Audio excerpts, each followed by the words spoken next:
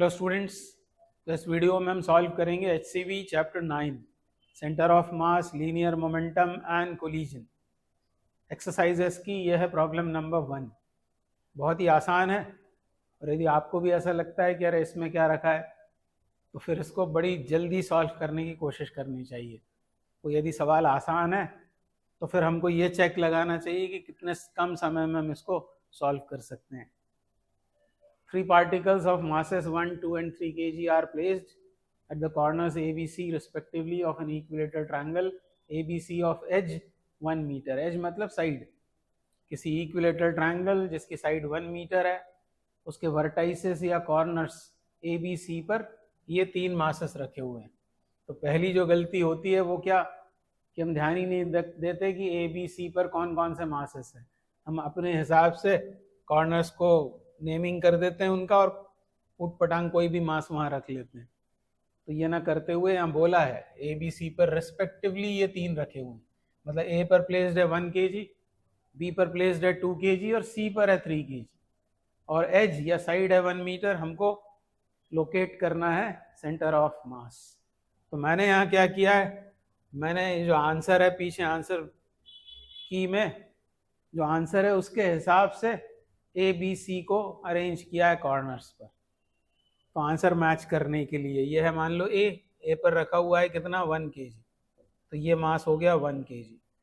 B पर कितना है, इसको मैंने B माना है और B पर प्लेस्ड है 2 kg। और ये है C पर प्लेस्ड है 3 kg।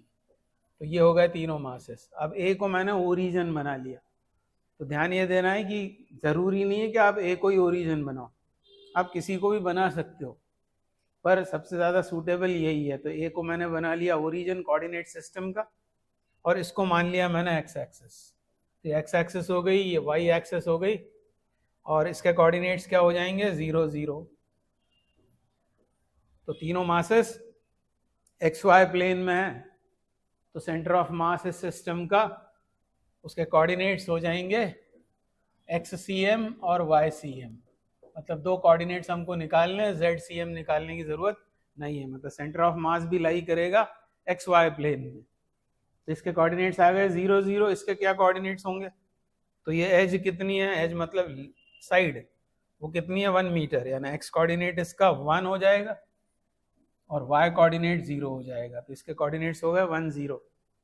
इसके क्या होंगे कोऑर्डिनेट्स, तो एज का आधा ये होगा इसका X कोऑर्डिनेट, X कोऑर्डिनेट 1/2 हो जाएगा। और Y कोऑर्डिनेट क्या होगा, ये लेंथ, ये इसका Y कोऑर्डिनेट होगा। और ये कैसे आएगा, ये कैसे आएगा, तो बस यहाँ थोड़ी सी ट्रिग्नोमेट्री लगा देनी है, आसान वाली ट्रिग्नोमेट्री लगा देनी है। यहाँ पर ये निकालना है हमको, और ये निकालने के लिए ये एंगल कितना है 60, और ये एंगल यदि 60 है तो इस राइट ट्रायंगल में इस एंगल के करस्पॉन्डिंग ये परपेंडिकुलर होगा।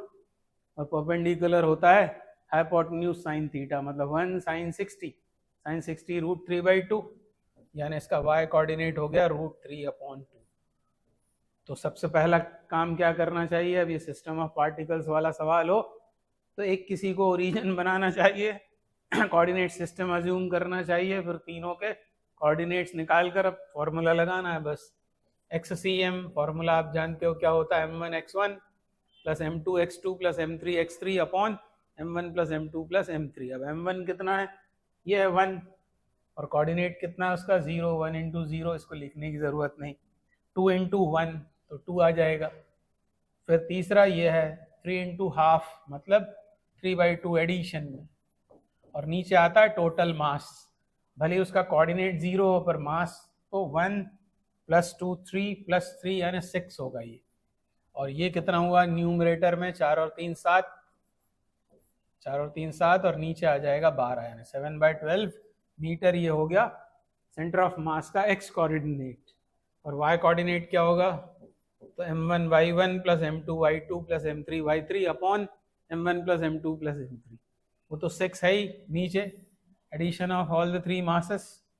इसको फिर लेने की जरूरत नहीं है, 1 into 0 is 0, 2 into 0 is also 0, और 3 इंटू ये हो जाएगा बस 3 √3/2 ऐसा होगा। यानी कितना हो गया 3 √3 बाय 12 और ये कितना हो जाएगा फिर √3 से ये 4 बार कट कर √3/4 मीटर। ये आ गया हमारे पास YCM। तो इस तरह हमने सेंटर ऑफ मास को लोकेट कर लिया for the system of particles.